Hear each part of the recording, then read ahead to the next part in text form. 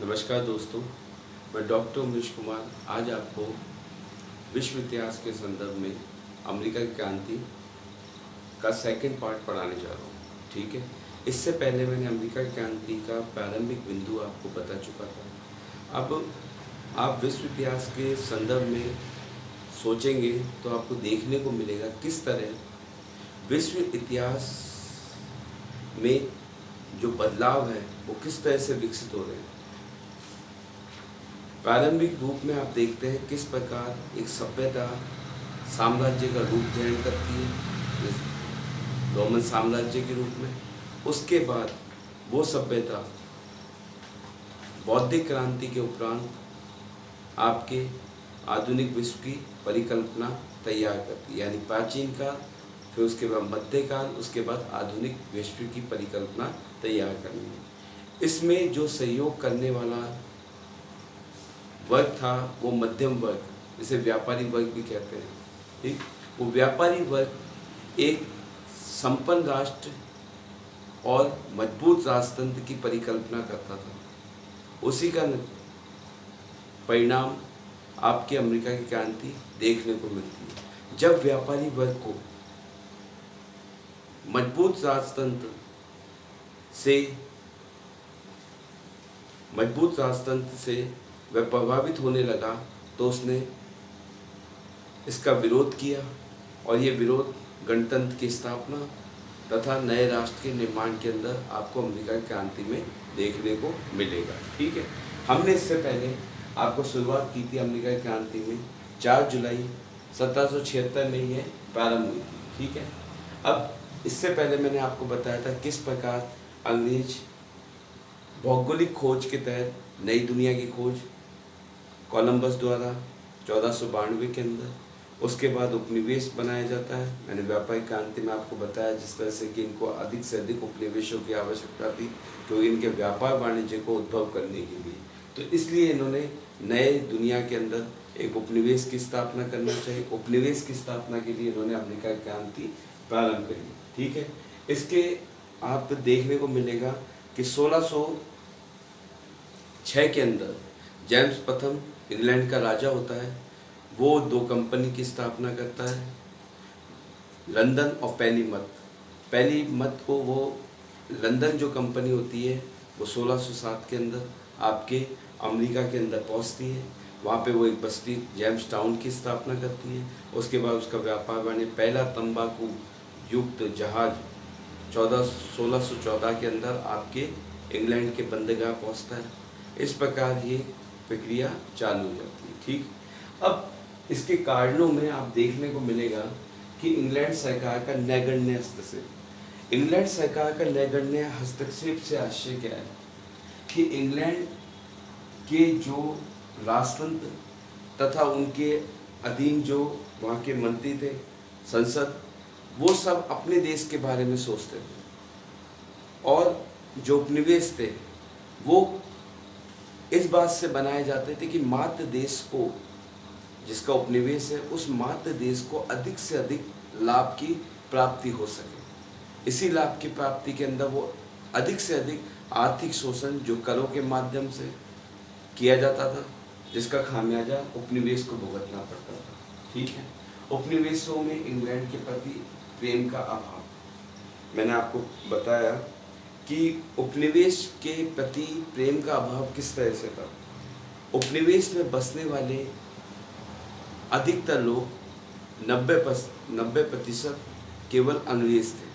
वो अंग्रेज कौन से थे? जो या तो चर्च की व्यवस्था से, धार्मिक रुग्णता से प्रभावित होकर, दूसरे वो जो वहाँ पर इंग्लैंड में सजा याफ्ता मुस्लिम, जिनको उस देश में नहीं रखने के बजाय देश निकाला दे दिया गया, तो इनको अपने देश के प्रति प्रेम तो अपने आप ही खत्म हो गया, तो इनका इंग्लैंड के प्रति प्रेम का अभाव।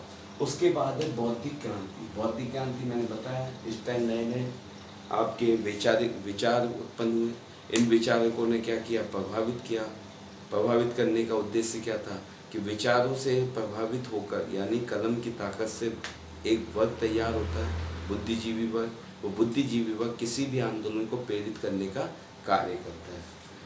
उपनिवेशों में स्वतंत्रता प्रेम, उपनिवेशों में स्वतंत्रता प्रेम क्योंकि वो इंग्लैंड से आए थे, अंग्रेज थे, उनको अपने जो देश बनाया था उसके अंदर सबको स्वतंत्र होने चाहिए, इस तरह के अधिनियम या इस तरह के एक्ट बनाने की तरफ वो अग्रसर थे।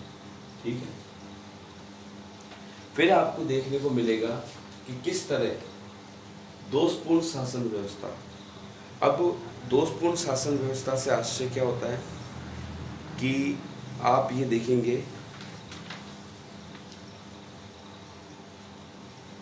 यहाँ पे जो शासन व्यवस्था थी वो मैंने आपको बताया अधिकतम प्रकार का क्या, ऋण वसूल करना।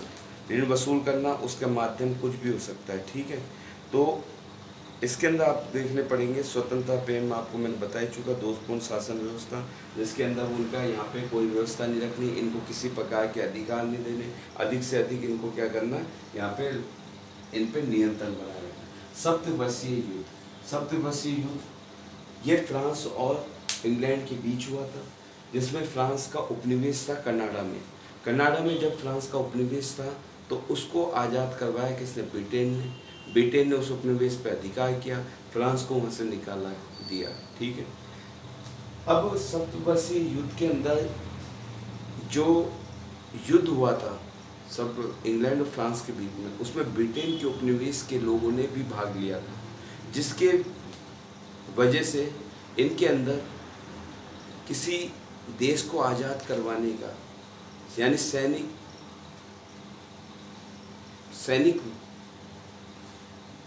प्रमुखता यानी सैनिक सफलता जो इन्होंने अनुभव की थी उसका इस्तेमाल इन्होंने यहाँ पे किया, अमेरिका की क्रांति में। ठीक है, उसके बाद उपनिवेशों का आर्थिक शोषण। अब उपनिवेशों का आर्थिक शोषण यानी मैंने आपको पहले बता दिया, उपनिवेश होते ही किस लिए हैं, मात्र देश को अधिक से अधिक फायदा आर्थिक रूप से सक्षम बनाने के लिए। ठीक है, तो यहाँ पे नेविगेशन एक्ट। फिर आपको ये देखने पड़ेगा उपनिवेश का अर्थ आपको बताया जिससे मात्र देश को अधिक से अधिक फायदा। तो अब इनको फायदा कैसे, जो यहाँ से व्यापार वाणिज्य होता था उस व्यापार वाणिज्य को अपने पक्ष में करना किसी भी तरीके से। जैसे इन्होंने पहला एक अधिनियम निकाला नेविगेशन एक्ट यानी जल यान नियंत्रण एक्ट, जिसके अंदर क्या किया कि यहाँ के जो जहाज हैं जो यहाँ पे व्यापार वाणिज्य करेंगे वो केवल किसके होंगे, ब्रिटेन के या उपनिवेश के, अन्य किसी देश के भी वो जहाज इस्तेमाल नहीं किए जाएंगे। ठीक है, इनका उद्देश्य ये वाला पहला रहा। उसके बाद आपको आगे देखने को मिलता है इसमें क्या था, वर्जीनिया से जो भी व्यापार वाणिज्य और व्यापार केवल इंग्लैंड, आयरलैंड और स्वयं उपनिवेश के थे। इससे फायदा क्या मिला, इनके तोप उद्योग को क्या है बढ़ावा मिला, अधिक से अधिक क्या हुई, नावों का निर्माण वगैरह ये सारा कार्य यहाँ पे हुआ। विदेशी व्यापार अधिनियम, विदेशी व्यापार अधिनियम क्या था 1673 के अंदर। इस व्यापार अधिनियम का उद्देश्य क्या था, यानी अमेरिका जो उपनिवेश था उसके अंदर आपसी बस्ती में भी जो व्यापार होगा उस पर भी क्या लिया जाएगा, टैक्स लिया जाएगा। ये 1673 का अधिनियम था। ठीक है, अब आपसी व्यापार के लिए भी विदेशी शुल्क 1673। उसके बाद औद्योगिक एक्ट एक आया था 1689 का पार्लियामेंट एक्ट, जिसके द्वारा अमेरिका को ऊनी माल के निर्यात पर पाबंदी लगा दी गई। ठीक है, 1732 के अधिनियम के तहत फर, टोपी और तांबा गलाने पे रोक लगा दी, यानी तांबे के कारखाने स्थापित नहीं किए जाएंगे। ठीक, उसके बाद 1750 का आयरन एक्ट है, जिसके तहत लोह भट्टी जहाँ लोहे का निर्माण होता है उसको बंद कर दिया गया। ठीक, अब इसका विरोध हुआ, विरोध प्रदर्शन हुआ, तो विरोध प्रदर्शन बस्तियों द्वारा विरोध, क्योंकि कानूनी विरोध इतना नहीं हुआ। क्यों नहीं हुआ, विरोध का जो प्रदर्शन का तरीका था वो ज़्यादा क्या विरोधी नहीं था। क्यों, क्योंकि इस काल के अंदर ये अधिनियम कठोरता से लागू नहीं हुए। जब कठोरता से लागू नहीं हुए तो यहाँ पे तस्करी होने लगी, तस्करी के साथ नेविगेशन एक्ट का भी उल्लंघन हुआ, विदेशी व्यापार आपस में व्यापार करते इसलिए तस्करी होने लगी। तो इस तरह से चलता रहा, तब तक कोई विरोध नहीं। लेकिन उपनिवेश के प्रति कठोर कानून, इस पॉइंट के अंदर मैंने आपको सब नीतियाँ अपनाने का प्रयास किया। ठीक है, गेन विले की नीति, ये है 1763 की। ग्रेनविले कौन थे? ये ब्रिटेन के प्रधानमंत्री थे, ब्रिटेन के प्रधानमंत्री जेम्स प्रथम के काल के अंदर। अब ग्रेनविले ने 1773 में एक एक्ट लेके आए जिसमें इन्होंने 4 वस्तुएं शामिल की, ठीक है। शुगर एक्ट या मोलसेज एक्ट भी कहा जाता है। कौन सा? मोलसेज एक्ट 1764। इस एक्ट के अंदर क्या था कि 4 वस्तुएं, कौन कौन सी? मोलसेज एक्ट में 4 वस्तुएं सिरा, रम, चीनी पर शुल्क बढ़ाया व कठोरता से वसूली के आदेश, ठीक है। इस पे सिरा,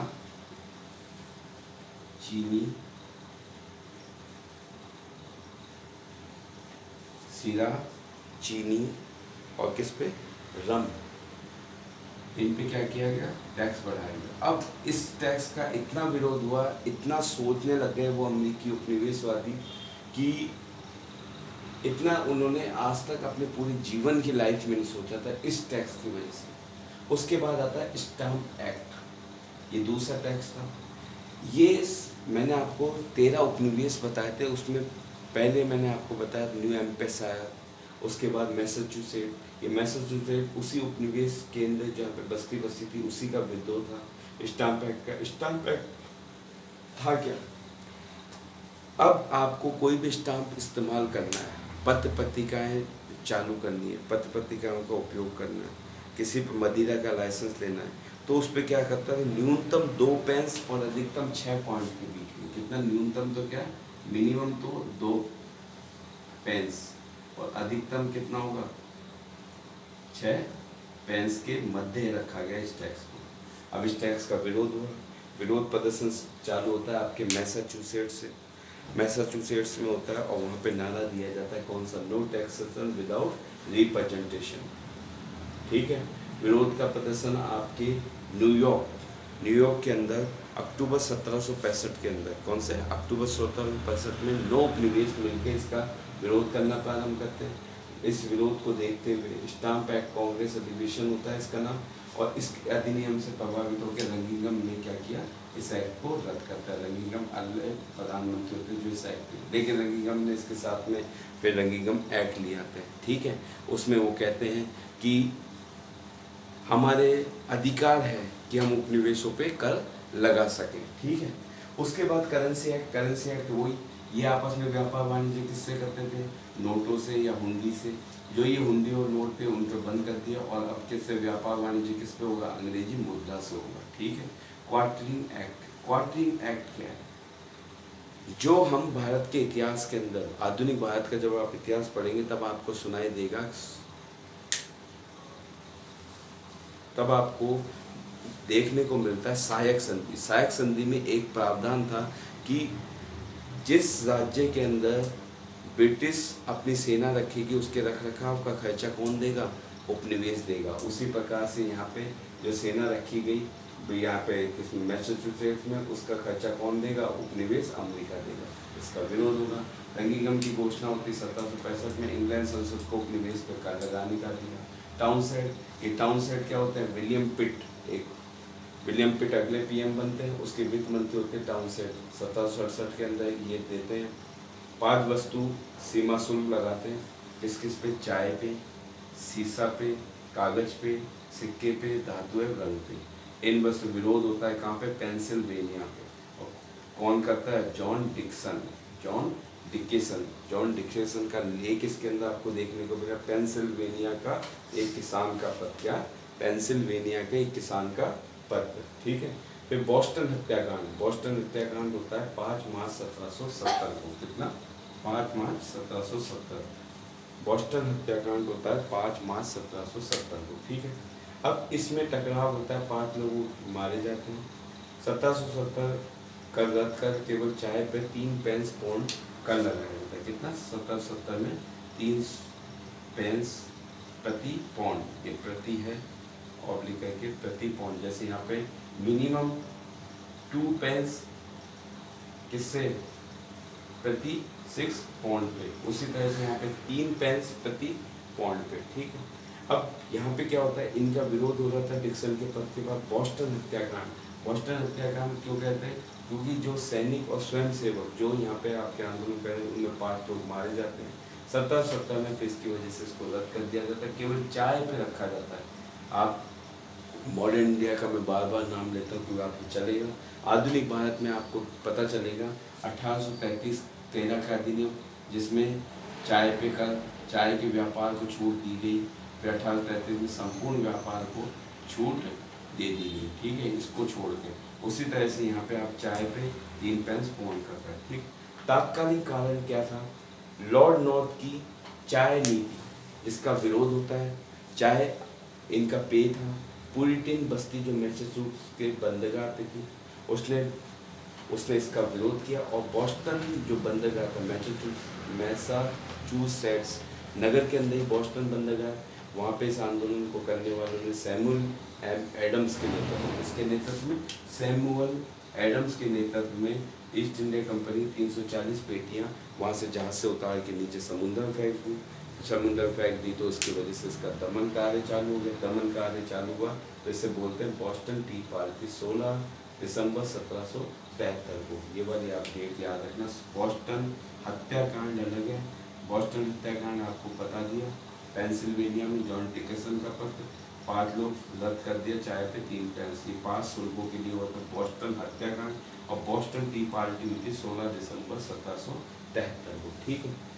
फिर उसके बाद अब इस तरह के टकराव और ब्रिटिश सेना के बीच में जो टकराव हो रहे थे उसकी वजह से अब जो यहाँ के उपनिवेशी बौद्धिक जीवन या वैचारिक वर्ग था उसने अब अधिवेशन चालू किए। महाद्वीपीय कांग्रेस का प्रथम अधिवेशन, ठीक है, प्रथम अधिवेशन होता है 5 सितंबर 1774 को। कितना? 5 सितंबर 1774 को महाद्वीपीय कांग्रेस का प्रथम अधिवेशन होता है, ठीक। इस अधिवेशन के अंदर क्या देखने को मिलता है? जॉर्जिया 13 उपनिवेश बस्तियां बताई थी, उसमें केवल जॉर्जिया को छोड़ के सभी भाग लेते हैं, यानी 12 बस्तियां इसमें भाग लेती है।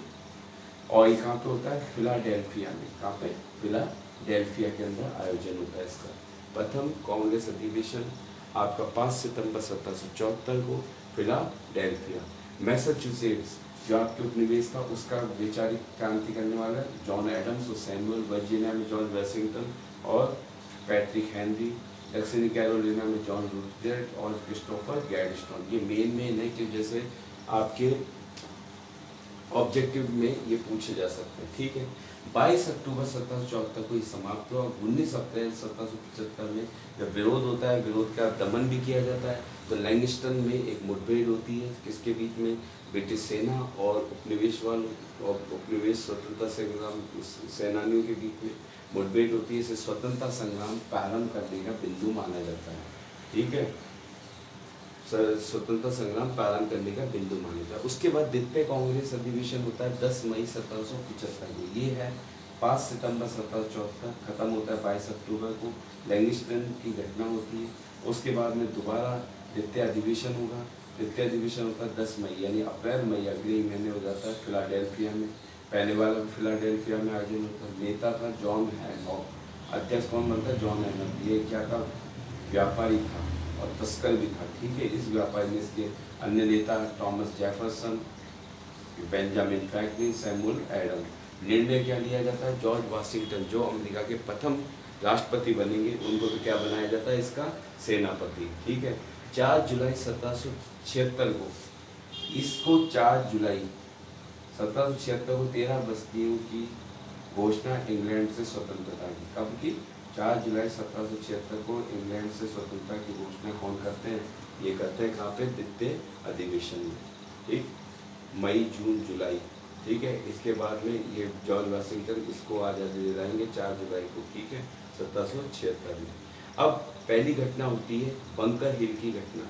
बंकर हिल की लड़ाई होती है। सेनापति आपको ध्यान रखना, अंग्रेज सेनापति विलियम होल और अमेरिका का घोषित हो गया था द्वितीय में जॉर्ज वाशिंगटन। द्वितीय कांग्रेस अधिवेशन में फिलाडेल्फिया के। अब इसमें भी भाग लेता वाशिंगटन, इसके अंदर हार जाता है, लेकिन विलियम होल जीत जाता है। 60 टोगा अक्टूबर 1777 में बुर्गोयन ये सेनापति होता है वाशिंगटन, लेकिन इसमें कौन? वाशिंगटन जीतता है। लाभ अंग्रेजों की हार जैसी होती है तो जो उपनिवेश था कौन सा? आपका जो उपनिवेश जिसने सप्तवर्षीय युद्ध आ गया, सप्तवर्षीय युद्ध में जिसको निकाला था फ्रांस को, फ्रांस बोलता है अब इससे बढ़िया मौका कुछ ही नहीं है, अब इसको बदला मजा चखाने का टाइम आ गया। तो अब क्या करता है, वो युद्ध में शामिल हो जाता है। ठीक है, 1778 में फ्रांस होता है, इसको देख के 1779 में स्पेन का अपना एक जिब्राल्टर प्राधिकार की वजह से इसका विवाद था, हॉलैंड हो जाता है 1780 में। अब ये शामिल होने के बाद इनको क्या मिल जाती है, नौसैन्य जो मदद थी वो मिल जाती है और इसका फ़ायदा होता है। यॉर्कटाउन का युद्ध होता है 19 अक्टूबर 1981 को, और आपके लॉर्ड कॉर्नवालिस गवर्नर जनरल में बनता है ये बाद में, लॉर्ड कॉर्नवालिस आत्मसमर्पण कर देता है। ठीक है, अब आत्मसमर्पण करके यानी हार हो चुकी है।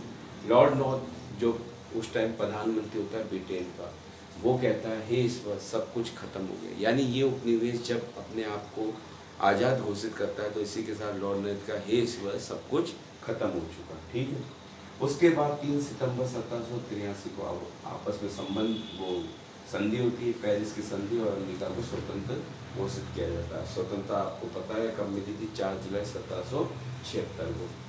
उसके बाद आप स्वतंत्रता का जो मसौदा तैयार करने वाले वो व्यक्ति कौन से, थॉमस जेफरसन। वर्जीनिया पहला राज्य है धार्मिक स्वेच्छा का अधिनियम पारित हुआ 1776 में, जिसमें चर्च पे जाना या ना जाना ये मानव का अधिकार है, किसी प्रकार का आप पे हस्तक्षेप नहीं किया जाए। ठीक है, इस प्रकार आपका अमेरिका का स्वतंत्रता संग्राम या अमेरिकी क्रांति मैंने कंप्लीट कर पाई। आपको कैसा लगा कमेंट्स में जरूर बताइए। नमस्कार।